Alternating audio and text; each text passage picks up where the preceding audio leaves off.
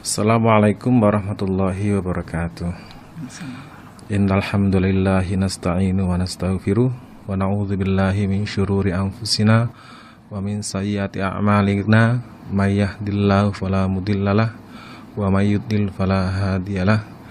Asyhadu an la ilaha illallah wa asyhadu anna Muhammadan abduhu wa rasuluh la nabiyya ba'dah. Saya di sini memperkenalkan diri, yaitu saya bernama Muhammad Imam Nasai. Saya dilahirkan 30 Januari 1980, tepatnya di Gading Mangu, Perak, Jombang, yang saat ini terkenal Pondok Islam Jamaah, yang di situ ada mendirikan yayasan SMA, SMP, bahkan SD, bahkan TK yang bernama Budi Utomo. Saya dari situ kecil dididik dan diajarkan pemahaman tentang bagaimana arti jamaah versi mereka itu.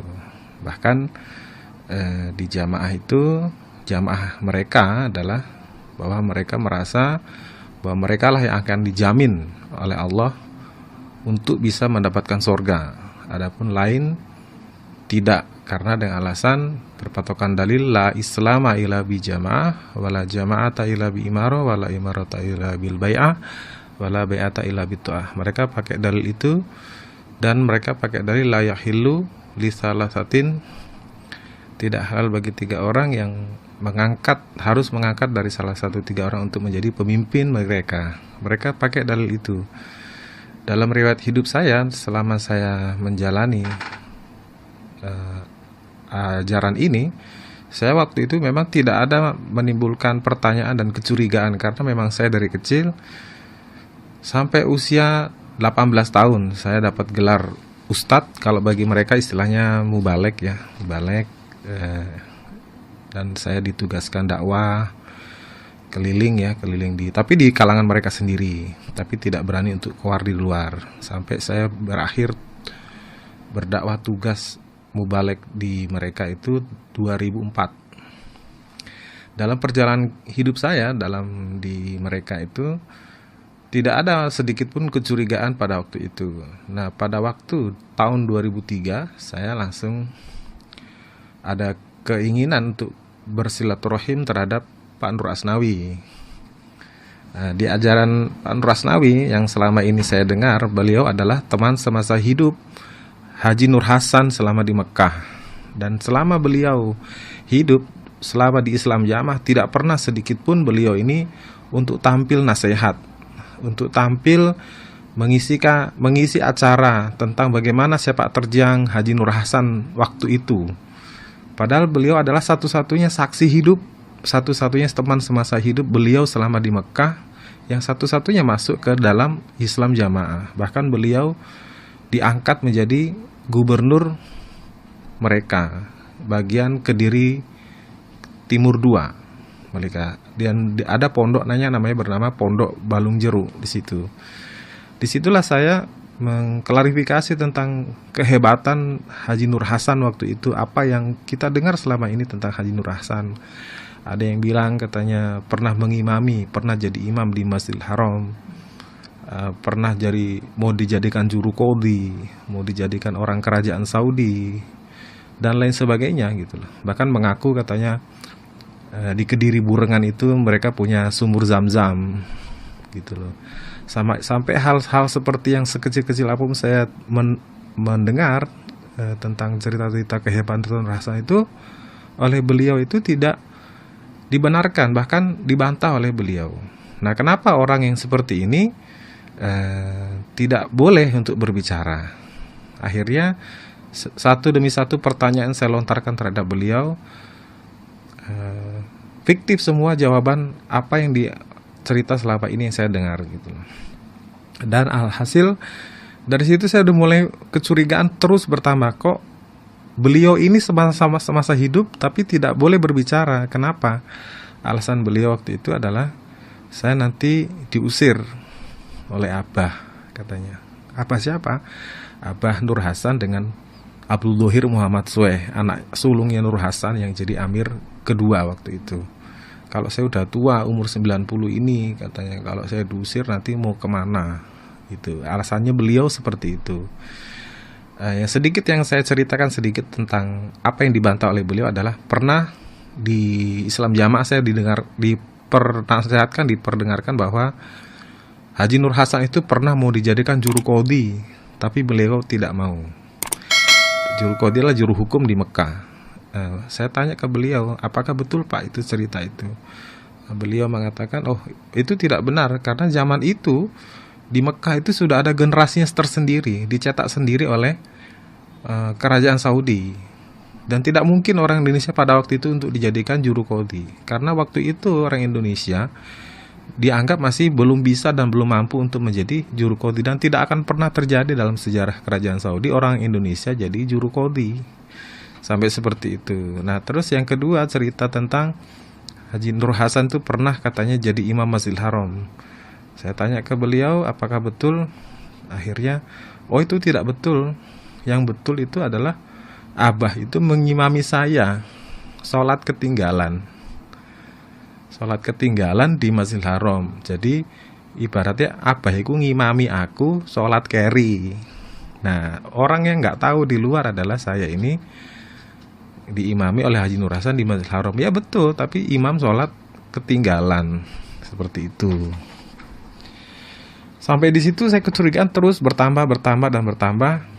Pada tahun 2005 waktu itu saya diamanahkan ada orang Islam Jamaah yang satu keluarga itu sudah pada beat. Ibu dengan anaknya sudah beat. Ibunya menyuruh saya untuk mendekati bapaknya karena bapaknya waktu itu masih sudah pensiunan, sudah purnawirawan di Polisi Militer Angkatan Darat. Dari situ saya mendekati karena saya punya target setiap mubalek Islam Jamaah itu setiap kenal orang baru harus mempunyai target 3 bulan.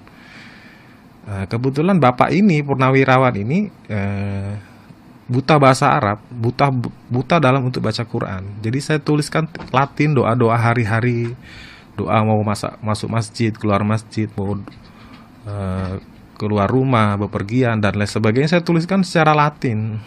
Saya kasih bab pemangkulan. Sehingga bapak ini jadi tertarik dan simpatik terhadap saya pada waktu itu. Sehingga begitu saya menginjak bulan keempat, target yang saya inginkan adalah supaya bapak ini bisa berbaiat. Saya doktrin bapak ini adalah bapak harus berbaiat, karena kalau bapak tidak berbaiat, maka man mata qablal bai'ah mata maitatan jahiliyah. Pemahaman saya waktu itu seperti itu. Kalau kita tidak berbaiat, Pak, otomatis amalan-amalan kita terdahulu sampai hari ini tidak akan diterima oleh Allah, karena amalan itu akan nyangkut di awan-awan. Seperti itu pemahaman saya waktu itu. Maka untuk mengesahkan mengesahkan amal ibadah kita dalam keseharian supaya diterima oleh Allah, maka Bapak harus baiat. Sampai seperti itu. Alhasil waktu itu saya langsung diusir dari rumahnya beliau dengan mengatakan, ini ajaran apa seperti ini? Kok ada baiat-baiat segala? Seperti gereja aja, ada baptis-baptis di gereja ini. Karena saya mengakui kok aneh ini, ajaran apa ini? Lantas saya pulang waktu itu, dengan berpikir kalau memang saya benar, kenapa kok saya diusir gitu loh. Berarti ini ada yang salah lagi nih gitu loh. Nah, akhirnya saya tanya ke ustadz saya yang senior, beliau mengatakan seperti ini, bahwa justru kebenaran kita ini makin banyak yang musuhi gitu loh. Dengan pakai dalil tidak datang suatu rojul dengan membawa barang hak, pasti rojul itu akan dimusuhi. Padahal saya lihat dari tafsirnya adalah rojul tersebut adalah Nabi Muhammad gitu loh. Kenapa kok rojul ini diasumsikan, dialibikan bahwa itu adalah Haji Nur Hasan gitu loh. Sedangkan ayat tersebut, dalil tersebut itu sudah ada sebelum Haji Nur Hasan lahir gitu. Tapi kok ini diasumsikan untuk Haji Nur Hasan gitu loh. Kalau memang sekiranya kepatokan kebenaran suatu agama itu dimusuhi, pastinya Ahmadiyah dan Syiah itu juga benar, karena mereka juga dimusuhi. Pernah ada pondok di Bangkalan Madura itu dibakar pondoknya Syiah itu. Karena dimusuhi, berarti itu juga benar. Kalau patokan kebenaran suatu agama itu dimusuhi gitu loh. Ternyata saya berpikir sampai ada ceramah. Ceramah mereka mengatakan bahwa dulu kita dikatakan PKI putih, Dajjal ucul, sampai seperti itu. Ini kenapa kok kita dihina gitu? Kalau kita benar kok kenapa kita dihina? Pokok permasalahannya adalah ya itu tadi, kita mengkafirkan mereka, menerakakan mereka dan menajiskan mereka. Pengalaman saya ada di Makassar. Itu kalau kita beli roti tawar, saking hati-hatinya mereka dalam najis, roti tawar itu dicuci dulu dengan air supaya suci. Nanti diperas, dijemur, digenting, setelah kering baru dimakan.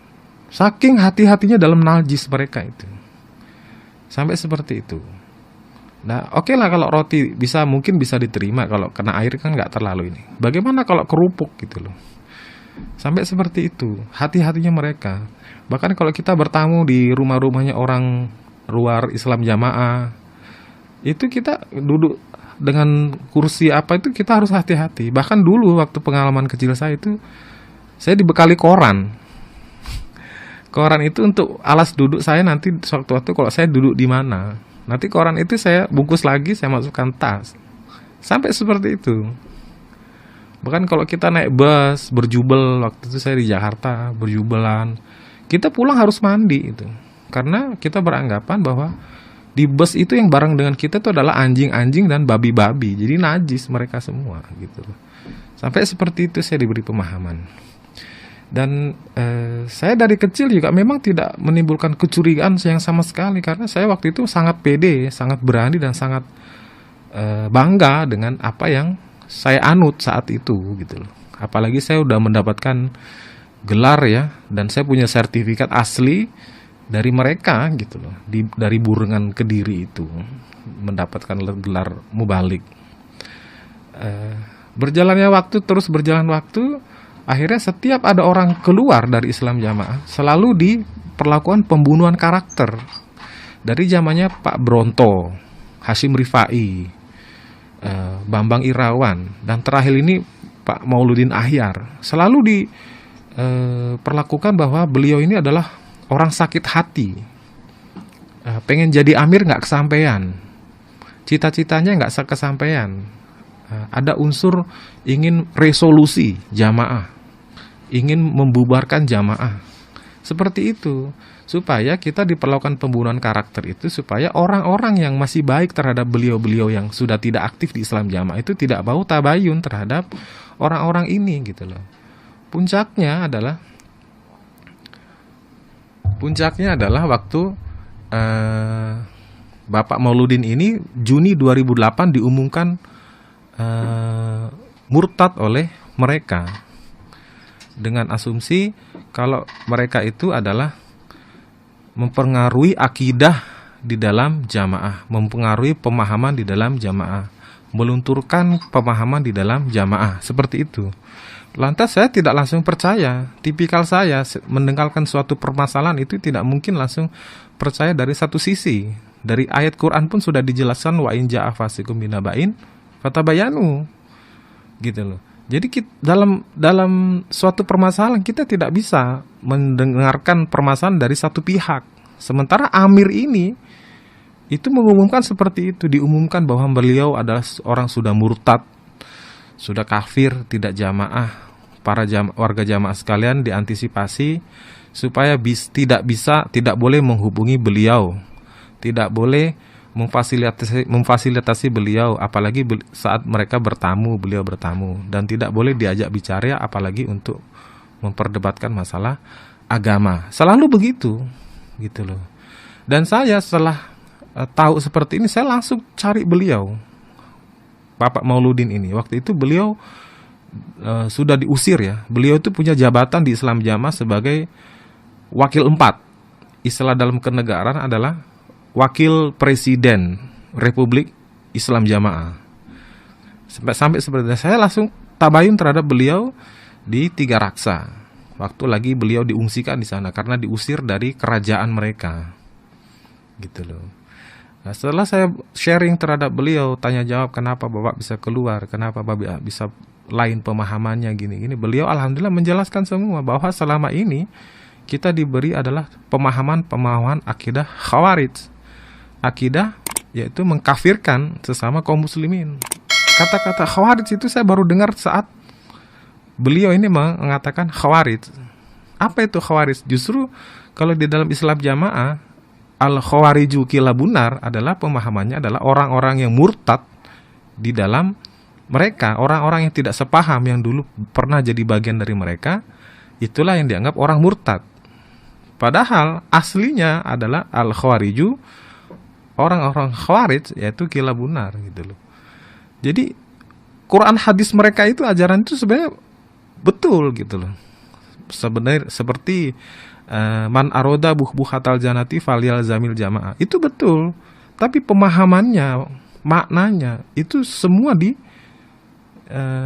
dibelotkan, dilecehkan, disimpangkan oleh dari arti sebenarnya. Kita tidak kenal namanya tafsir Ibnu Katsir dulu, kita tidak tahu. Nahu sorob itu kata bilangnya bid'ah. Kita tidak boleh baca-baca buku karangan, ceramah-ceramah orang luar. Jadi kita betul-betul dipacu, didoktrin tidak boleh baca-baca buku luar. Dan saya waktu itu memang betul-betul seolah-olah diberi kacamata kuda. Jadi betul tidak boleh toleh kanan toleh kiri. Sehingga saya mantap betul apa saya yakini. Nah lucunya, di saat saya diajak berdebat terhadap orang-orang luar Islam Jamaah, itu saya pede gitu loh. Setelah saya tidak bisa menjawab pertanyaan mereka tentang bab keamiran, itulah saya mulai bertanya, oh betul, berarti apa yang saya pahami berarti ada yang harus dikoreksi, direvisi ulang gitu loh. Setiap ada hukum, permasalahan selalu di Kediri itu dirumuskan dulu. Istilahnya ditansehkan dulu oleh pusat suatu permasalahan. Jadi permasalahan hukum atau ijtihad itu gampang sekali dirubah, gampang sekali untuk amandemen, seperti undang-undang dasar saja bisa diamandemen suatu hukum. Bahkan di dalam mereka itu ada sistem pengakuan dosa yang istilah mereka itu adalah surat tobat, sampai seperti itu gitu loh. Jadi saya menilai ini ajaran apa sebenarnya ini di Islam Jamaah ini, yang dulu namanya Lemkari, yang saat ini insya Allah para pendengar sudah tahu apa itu yang saya maksud itu. Selalu dia berakting, berkamuflase dengan pejabat-pejabat sekitar, sampai bisa memberikan, kalau misalnya Idul Fitri nanti dia memberikan parsel, memberikan uang kepada pejabat-pejabat semuanya gitu loh. Bahkan di istilah Islam Jamaah itu ada uang merah gitu loh, uang merah yang mana setiap nasabahnya, setiap pengikut Islam Jamaah punya rekening di bank, bunganya itu harus diambil, dijadikan satu, terkumpul waktu itu ada 7 miliar satu bulan itu. Nah, uang itulah yang untuk nanti untuk belikan parsel dari tingkat RT, RW, kelurahan, pejabat, tokoh masyarakat, sampai kiai-kiai yang ada di luar, sampai seperti itu. Di ajaran mereka itu betul-betul dipacu bahwa kitalah yang paling benar, kita yang masuk surga. Bahkan seumpama Haji Nur Hasan itu penerbangan dari Mekah waktu tahun 41 ke Indonesia itu meledak di udara, seumpama waktu itu Indonesia itu akan jahiliyah semua, kafir semua, neraka semua. Dari situ saya merasa kok bisa begini gitu loh. Seolah-olah Haji Nur Hasan tuh melebihi kiprah sepak terjangnya daripada Nabi Muhammad gitu loh. Bahkan sampai mereka bangga dengan kesaktian Haji Nur Hasan. Bahkan istilahnya ditembak company, bajunya aja yang sobek, badannya nggak tembus. Kalau Nabi Muhammad itu perang itu berdarah. Kiprahnya Nabi Muhammad tuh nggak sempurna sesempurna Haji Nur Hasan. Sampai seperti itu kita didoktrin seperti itu. Dan saya mulai banyak kecurigaan setelah saya sharing dengan Pak Mauludin ini. Jadi saya menyadari bahwa saya harus bagaimana setelah ini Pak. Terus beliau kamu tetap di situ saja, kamu tetap di situ sambil dakwah Ahlussunnah yang sesuai pemahaman Nabi dan para sahabat. Terus saya dakwah. Bukannya saya waktu itu dakwah diikuti, malah dimusuhi. Sempat saya waktu itu masa orientasi, masa adaptasi dari 2008 ke 2010. Saya sudah tahu kebenaran 2008 waktu itu. Sampai ke 2010 saya masih takut-takut karena kalau nanti saya keluar, saya mau tidur di mana gitu. Mau makan di mana, sementara saya masih kerja bergantung hidup dengan mereka. Padahal mereka ini adalah orang-orang yang baik dengan saya gitu loh. Masa saya keluar, nanti kalau keluar mereka ya jadi musuh, apalagi saya kecil sampai besar di mereka gitu loh. Sampai saya punya pekerjaan waktu itu di travel haji umroh ya, saya bagian marketing waktu itu. Manajer saya orang Islam jamaah gitu, Islam jamaah mereka gitu loh. Sampai saya dipecat, alasannya kalau dipecat nanti akan mengganggu, kalau kamu terus di situ akan mengganggu kredibilitas travel haji sini gitu. Lebih baik kamu keluar. Saya dipecat waktu itu. Bahkan saya punya istri, konsekuensinya waktu itu saya dipisahkan. Dipisahkan dengan alasan kamu ini kafir, kamu ini sudah murtad, tidak halal untuk berhubungan, apalagi lainnya suami istri. Yang jelas sama halnya nanti berhubungan dengan anjing, sampai seperti itu. Dan saya mempunyai keluarga, dan kita dalam bersaudara itu ada 6 bersaudara. Kita punya 6 bersaudara. 4 itu sudah dibuang, diusir oleh ibu saya. Saya adalah orang yang keempat, anak yang keempat yang diusir oleh ibu saya dengan alasan kamu sudah murtad, kamu sudah kafir, kamu tinggalkan rumah ini sampai kita ketemu di akhirat. Kita buktikan kamu atau saya yang benar oleh Allah di akhirat nanti. Kebetulan ibu itu mempunyai jabatan penting di Islam jamaah. Ibu itu adalah daiyah atau ustazah di Islam jamaah level pusat, level amir. Kalau dalam struktur negara, ibu saya adalah Menteri Negara Pemberdayaan Perempuan Republik Islam Jamaah. Sampai seperti itu. Bahkan saya selalu mengawal beliau di saat beliau dakwah kemanapun. Selalu dari level pusat sampai bawah, selalu sama nasihatnya, itu aja. Seperti obat nyamuk bakar itu loh. Muter-muter itu aja. 5 bab, 4 taklik, itu aja. Tapi yang menasehatkan beda orang gitu. Jadi kalau ada terobosan dari pusat, nah, kita bangga karena kita utusan dari Bapak Amir waktu itu.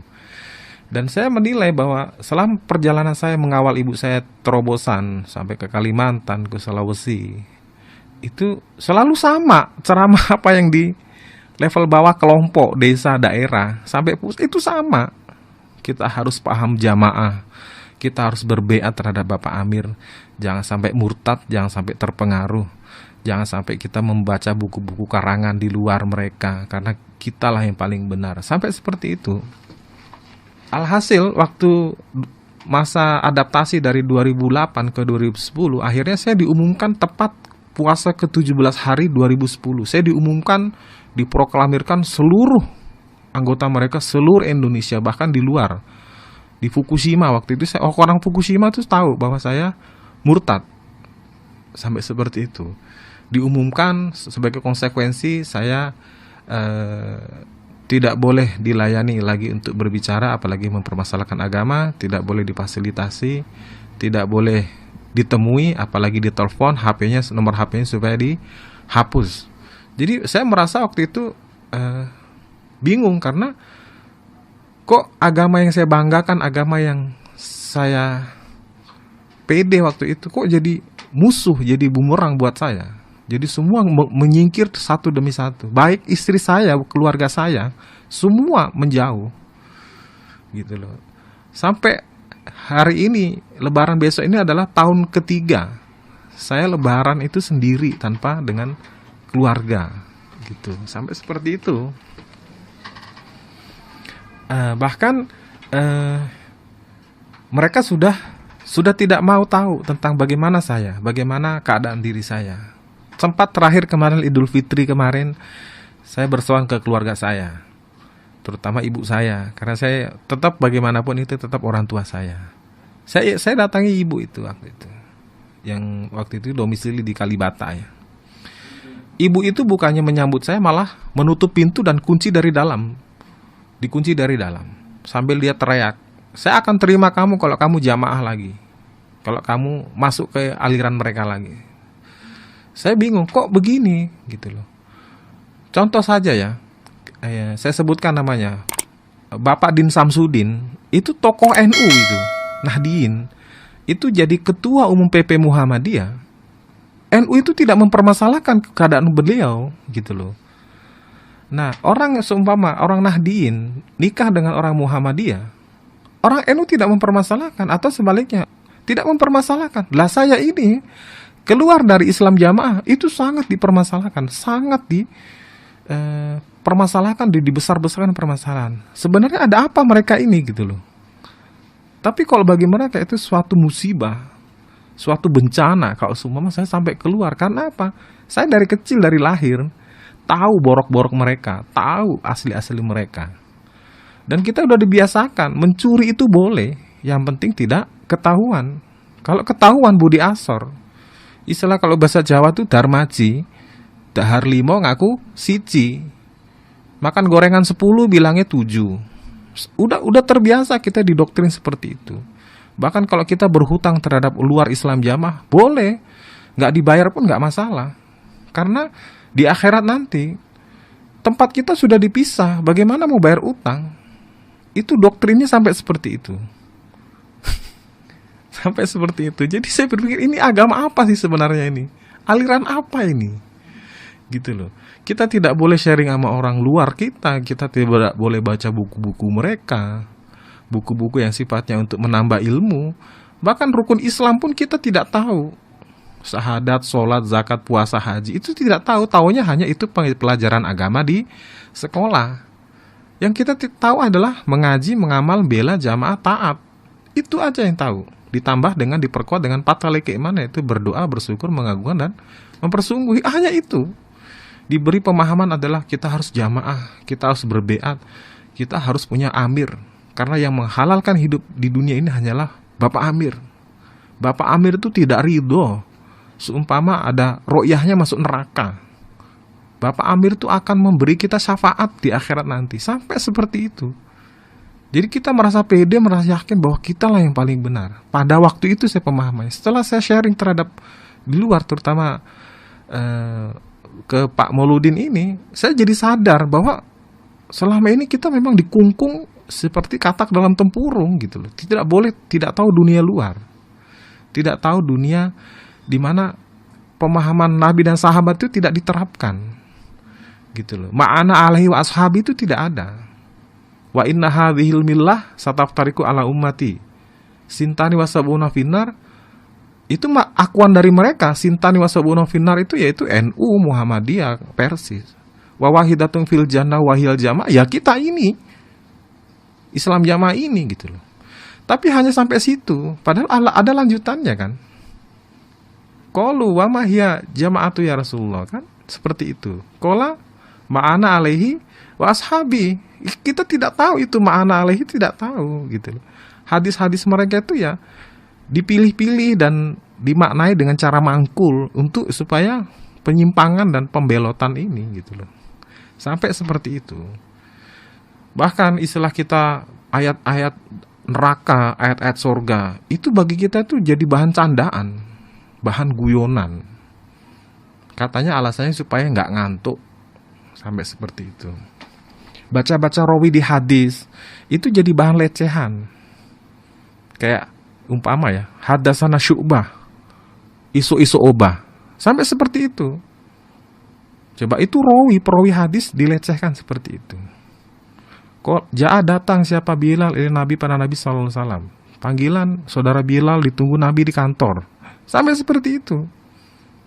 Dalam hadis saya memang zaman Nabi waktu itu ada kantor. Itu loh.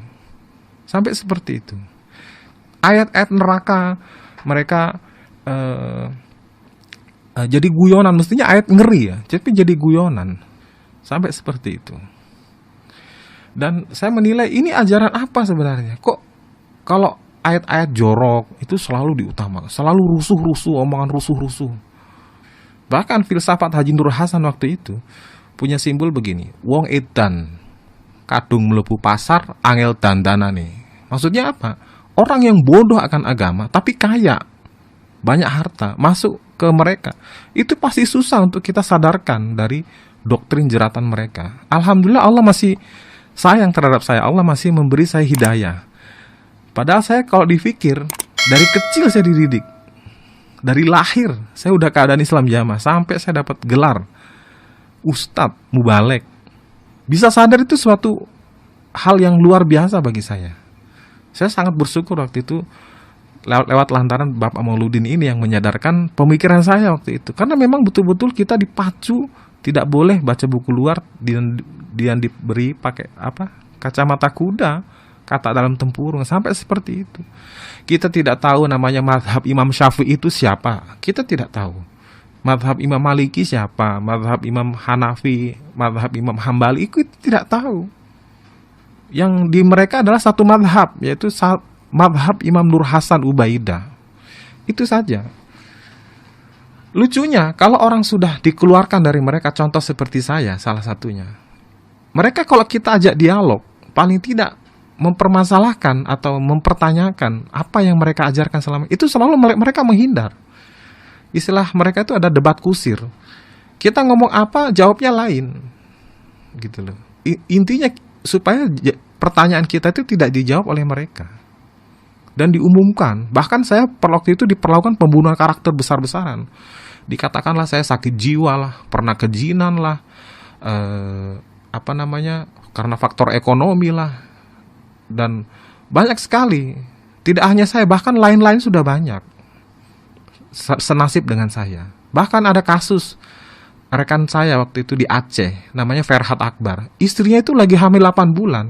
Ferhatnya keluar dari Islam jamaah. Istrinya itu diculik oleh keluarganya, dipaksa pulang. Keadaan hamil 8 bulan waktu itu. Itu rekan saya di Aceh. Ada rekan saya yang namanya Adi Maulana. Sekarang domisili di Madiun. Itu bahkan digebukin waktu di Burengan itu, dipukul. Alasannya ini ngeresolusi, ngerusak jamaah. Sampai dipukul babak belur, sampai dia pakai baju koko putih itu, sampai dari kepala itu netes darah. Sampai seperti itu. Hanya dia kasih pemahaman bahwa kita tidak boleh mengkafirkan di luar kita. Bahwa mereka di luar adalah harapan bisa masuk surga, sama dengan kita. Hanya diberi pemahaman itu, akhirnya Adi Maulana ini disekap di Kediri sana, Burengan. Sampai seperti itu. Bahkan ada yang sudah dibunuh. Namanya Yudi, rekan kita dari Poso. Itu dibunuh. Sampai seperti banyak perilaku mereka kasar terhadap kita. Jadi kita sebenarnya bukannya takut ya, tapi kok begini ya, pemahaman mereka kok sampai sadis begini gitu loh. Kalau sudah nggak sealiran, sepaham dengan mereka, kita halal darahnya untuk dialirkan. Sampai seperti itu. Bahkan kepala saya itu dihargai oleh mereka itu 200 juta. Bagi yang bisa membunuh saya atau menangkap saya itu 200 juta.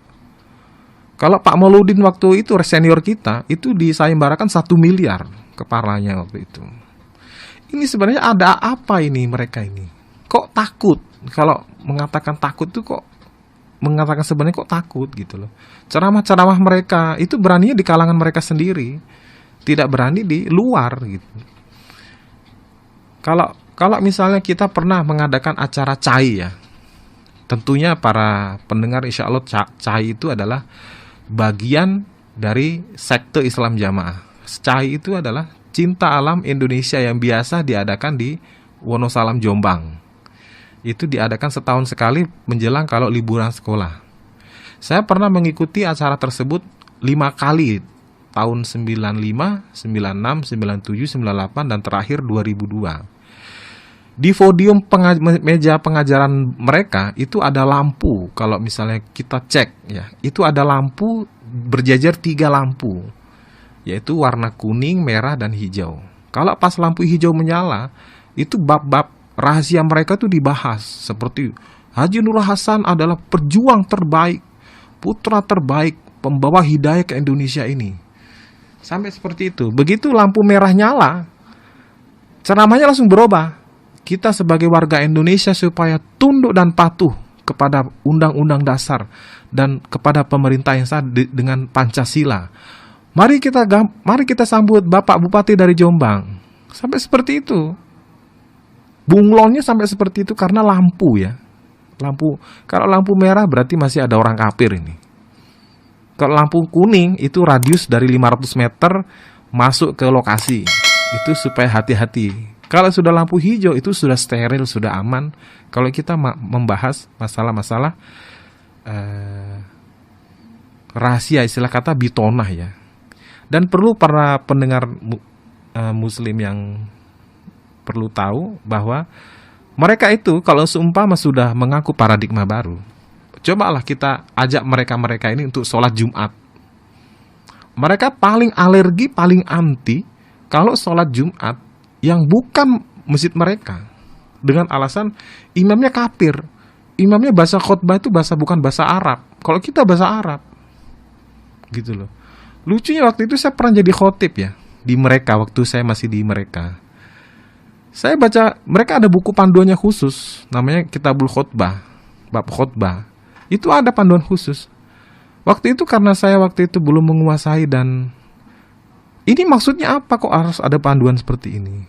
Bahkan artinya saya tidak tahu, asal baca. Artinya saya tidak tahu bagaimana yang mendengarkan ini gitu. Sampai seperti itu saya. Apalagi untuk sholat berjamaah. Coba kita lihat mereka-mereka. Ada apa pernah sholat berjamaah di kaum muslimin? Sholat id, sholat hari raya? Nggak pernah. Bahkan sholat mereka itu ada 4 cara, 4 tipe, 4 macam. Pertama, kita sholat duluan di rumah. Saya waktu itu pemahaman di mereka adalah kita sholat duluan di rumah. Umpama nanti dipaksa sholat berjamaah di masjid jami atau masjid umum, itu diniati sholat budi luhur. Ora wudhu, ora popo, yang penting sholat. Sampai seperti itu.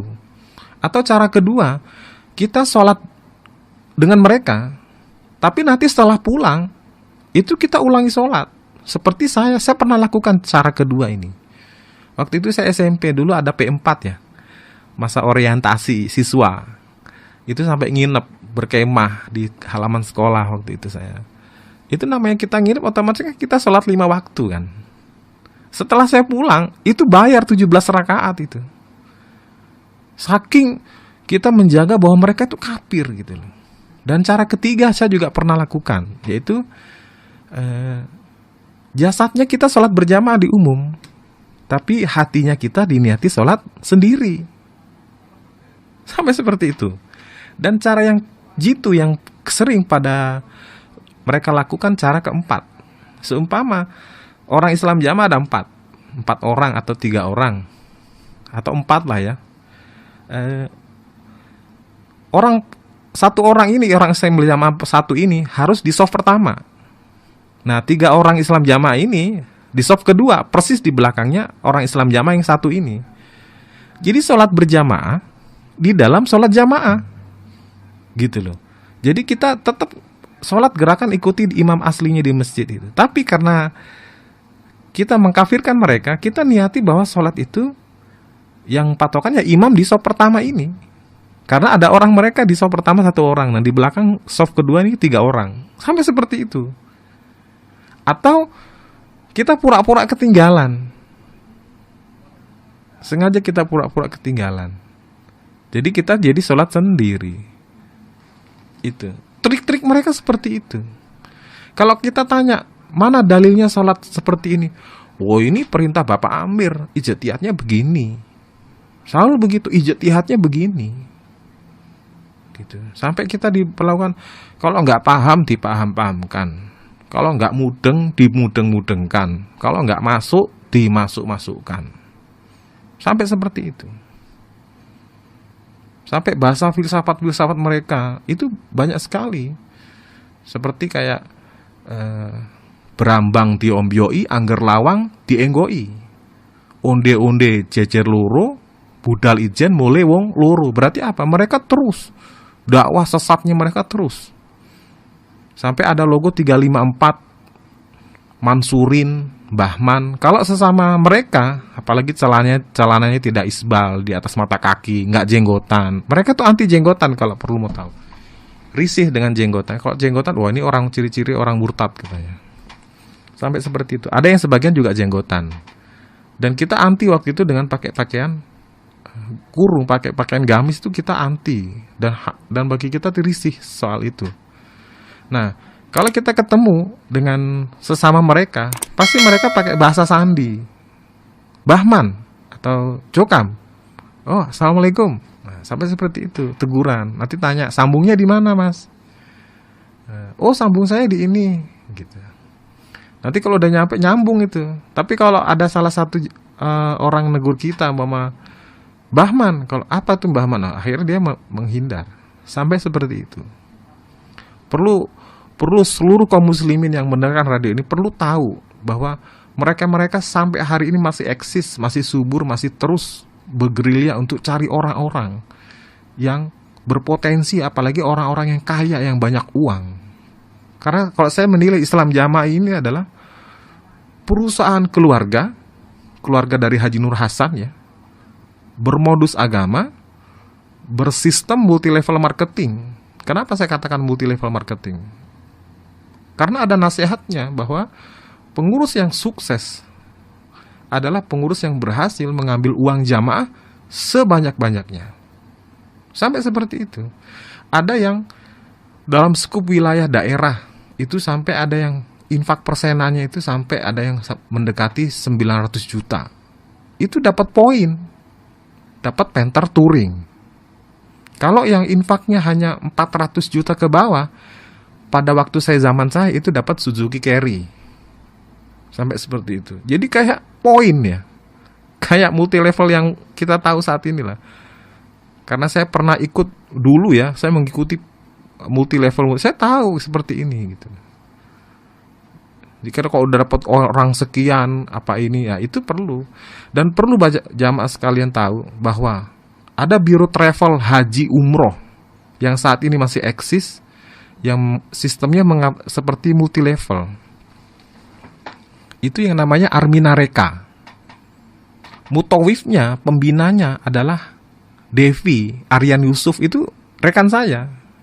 Mereka itu Islam Jamaah, perlu dihati-hati. Itu Islam Jamaah.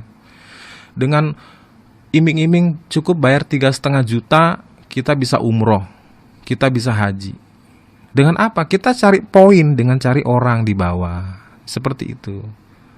Untuk mencari apa ya? Simpatisan, mencari pencitraan, sampai seperti itu. Jadi banyaklah yang perlu kita tahu dan perlu kita hati-hati akan aliran Islam Jamaah ini yang masih eksis sampai hari ini. Walaupun dibubarkan nama organisasi, tetap dia bikin baru, tetap dia buat baru, sampai seperti itu.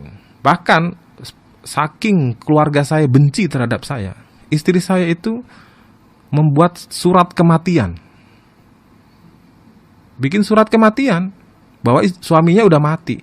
Nah anehnya ibu kandung saya itu mendukung hal itu. Bahkan itu nikah lagi istri saya. Saya saja belum poligami, istri itu udah poliandri. Sampai seperti itu. Menganggap saya ini udah kafir, murtad. Kayak apa? Lain saya itu kayak apa? Di jamaah-jamaah yang tidak tahu, yang awam, orang baik. Intinya orang Islam Jamaah yang di bawah-bawah ini orang-orang baik semua. Hanya terkena korban doktrin jadi jahat gitu loh. Hakikatnya mereka itu orang baik gitu. Tapi mereka kok jadi jahat gitu loh. Karena apa? Didoktrin. Tidak mendasar Quran dan Sunnah. Tidak ada dalilnya. Kalau ditanya dalilnya mana? Ijtihadnya begini. Selalu begitu. Jadi lebih mengedepankan ijtihad daripada peraturan Allah Rasul. Sedangkan ya ayyuhalladzina amanu la tuqaddimu baina yaday wa rasuli. Kan sampai seperti itu, tapi ini lebih utama amir daripada Allah Rasul. Sampai seperti itu.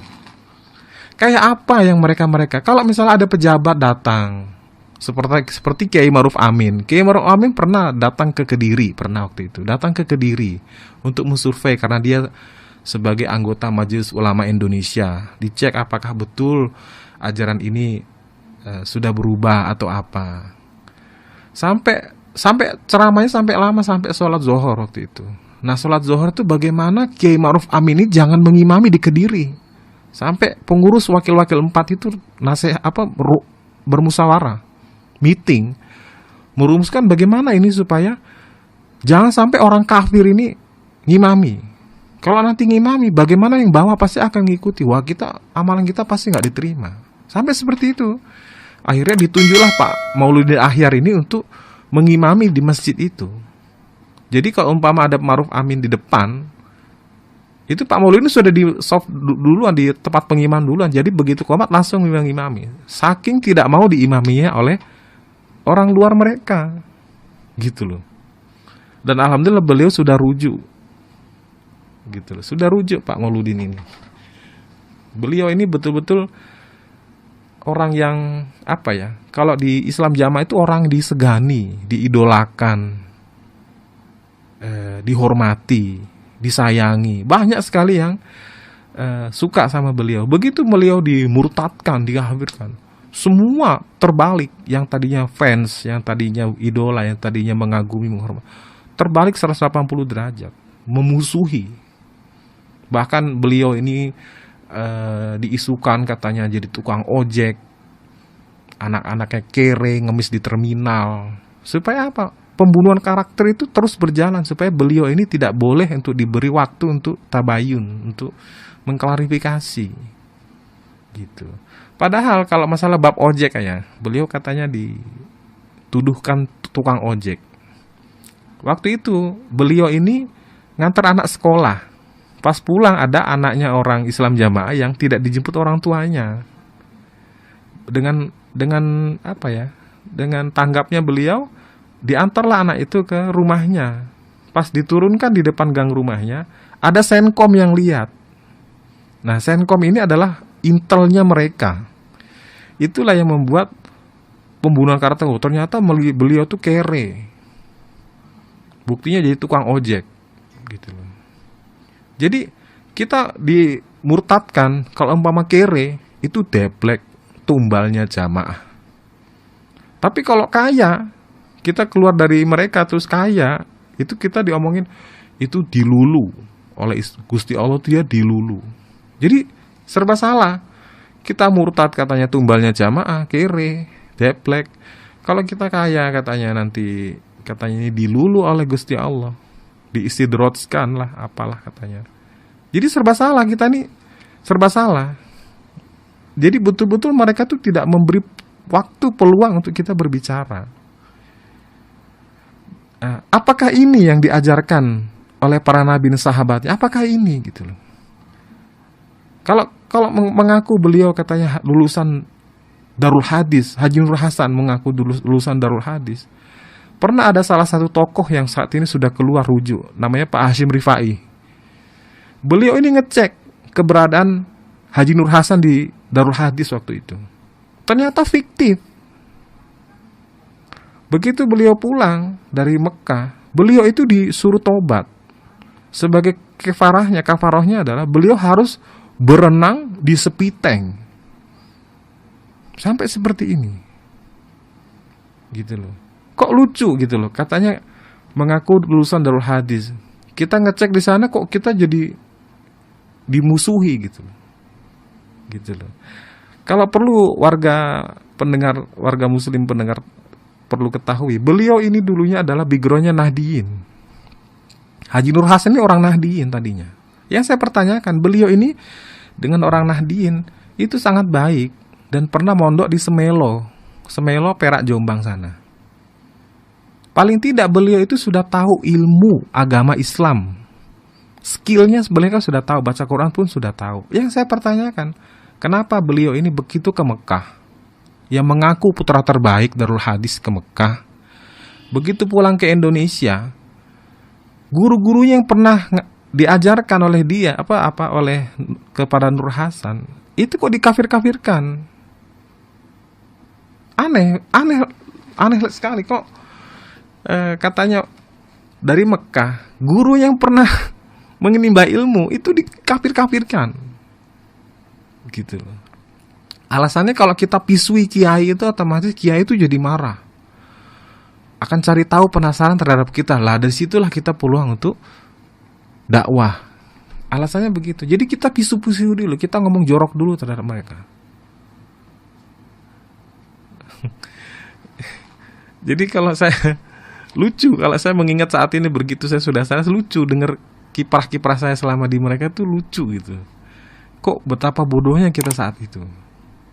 Tidak tahu kebenaran yang sebenarnya gitu loh. Kita memang ditutup dari Islam yang sebenarnya, syariat Islam kita ditutup. Tidak tahu. Bahkan ada habis sholat Jumat, sunnahnya adalah kita sholat sunnah 2 rakaat. Mereka tidak, langsung diisi ceramah nasihat itu habis sholat Jumat. Habis sholat maghrib, umumnya di pondok-pondok, umpama di Kediri, Burengan, mestinya sholat sunnah dulu diutamakan. Ini nasihat dulu diutamakan. Sampai tidak ada peluang untuk sholat sunnah. Jadi nasihat lebih utama. Gitu. Jadi kalau saya pikir ya saya agak sedikit kadang sedih karena kok hanya baru saya yang keluar, sementara saya keluarga besar di Islam Jamaah. Saya keluarga besar. Mereka belum sadar dari doktrin mereka. Gitu. Sampai ibu saya bilang begini waktu sebelum saya diusir. Sengaja kamu saya bimbing, saya didik di Gading Mangu dengan ilmu jamaah. Udah pinter malah murtad. Sampai seperti itu. Coba kamu cari mosok sampai ke ujung langit, ke ujung dunia. Gak ada agama yang benar selain kita ini, gak ada. Saya ini pengalaman 3 kali ke Mekah umroh. Yang benar itu gak ada, di Mekah itu gak ada.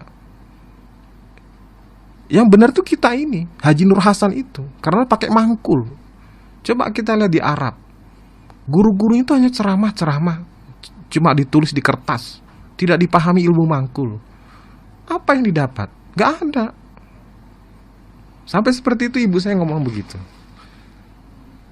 Jadi betul-betul namanya ibu itu kan senior ya.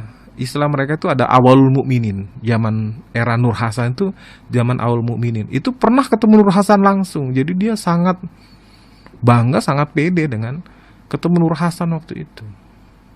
Dan ibu saya waktu itu memang dilantik langsung oleh Haji Nur Hasan waktu itu menjadi penerobos ibu-ibu pusat bagian Indonesia Barat.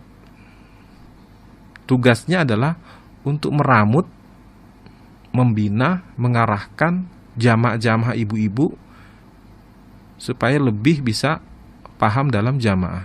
Karena ibu-ibu jamaah itu akeh ngersulane lan akeh sambate. Istilah dari Bapak Amir Abdul Dohir waktu itu bilang begitu.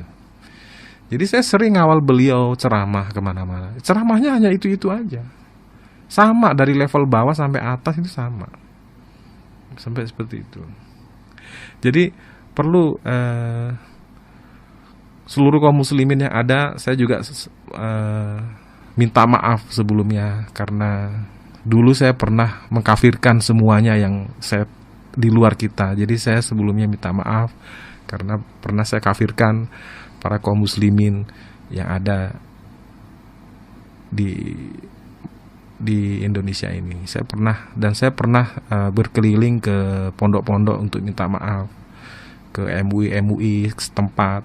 Bahkan saya kemarin di MUI Bulukumba Makassar, terus ke MUI Yogyakarta, ke MUI Jawa Timur, ke MUI terakhir Jawa Tengah. Saya minta maaf dan saya pernah kafirkan. Saya sosialisasi terus bahwa ajaran Islam Jamaah ini bahwa tidak bisa ditinggalkan begitu saja, dibiarkan begitu saja. Dan saya sangat menyayangkan dari sikap pemerintah saat ini.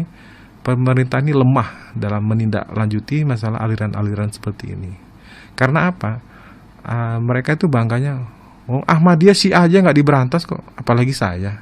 Sampai seperti itu mereka asumsinya. Jadi ya mohonlah kepada aparat terkait, pihak-pihak yang terkait, terutama Majelis Ulama Indonesia, kita jangan terkecoh dengan acting mereka, dengan manuver-manuver mereka. Kita jangan sampai terkecoh karena mereka pintar bertakia, berakting. Kita jangan silau dengan uang dari mereka. Demi apa? Demi melegalkan status tentang mereka ini. Apalagi kiai-kiai, terutama saya mohon maaf sebelumnya. Kita jangan semangat, apalagi untuk dipanggil ceramah oleh mereka. Karena apa? Karena apa? Angpaunya, karena uangnya ini. Kita jangan sampai seperti itulah. Karena pernah ada salah satu ustadz, saya tidak bisa sebutkan namanya, itu ceramah 1 jam, itu diamplopi 15 juta. Dia kaget, biasanya diamplopi nggak sampai segitu, kaget dia. Jadi semangat untuk membela mereka itu semangat. Gitu loh. Apalagi ada amir di mereka tuh, ada amir. Amir itu adalah ya juru selamat mereka, ya pembawa syafaat mereka, dan menghalalkan hidup mereka dengan amir ini gitu. Apalagi kalau kita minta doa disubuh oleh mereka. Ya kalau saya pikir amirnya mereka itu sama dengan Eyang Subur tuh sama. Sama. Karena apa? Eyang Subur katanya bisa memberikan pituah-pituah tentang kebaikan. Sultan Aulia Abdul Aziz juga sama. Bahkan Sultan Aulia Abdul Aziz ceramah kemarin 2012 di Aziziyah setelah pulang hajian, mereka nasihat begini, Sultan Aulia nasihat begini, para warga jamaah sekalian, di seluruh juta umat Islam di Indonesia, di dunia ini, di Mekah yang haji saat ini, hanya kita yang diterima oleh Allah hajinya. Sampai seperti itu. Sistem mereka kalau habis hajian, mereka selalu berkumpul di Aziziyah. Tujuannya untuk mendapatkan nama berkah, nama berkat, pemberkatan nama. Seumpama namanya Haji Paino, mereka mengajukan 3 kandidat nama. Namanya umpama Haji Yasir Arafat, Haji siapa. Nah, kalau yang dicontreng namanya itulah nama pemberkatan. Dan sistem mereka kalau umroh atau haji, terutama haji, mikotnya itu bukan dari Yalamlam, mikotnya dari Aziziyah. Dan itu diijtihati oleh amirnya, boleh pakai celana dalam saat pakaian ihram. Sampai seperti itu. Dan lebih sesatnya lagi mereka adalah kalau bayar dam itu diharamkan untuk bayar di tempatnya sana. Harus dibawa ke Aziziyah uang dam ini. Sampai seperti itu.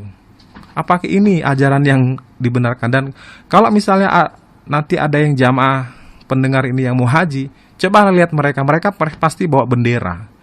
Bendera itu namanya Bahman atau 354 atau Jokam. Itu pasti mereka itu. Mereka bawa bendera untuk supaya mereka tidak terpisah. Gitu. Bahkan di Masjidil Haram kita diperintahkan untuk siap niati sholat munfarid. Soalnya imamnya kafir di Masjidil Haram itu. Di Nabawi juga sama. Bahkan kalau umpama di hotel, kita lebih utama sholat di hotel daripada di Masjidil Haram. Dalilnya itu di mana? 1 kali sholat di Masjidil Haram itu lebih baik daripada 100.000 sholatan di luar. Itu dia tidak pakai dalil itu. Sampai seperti itu. Ya mungkin hanya ini yang saya terangkan tentang pengalaman hidup saya. Jadi mudah-mudahan ada manfaatnya, mudah-mudahan ada barokahnya untuk semua para pendengar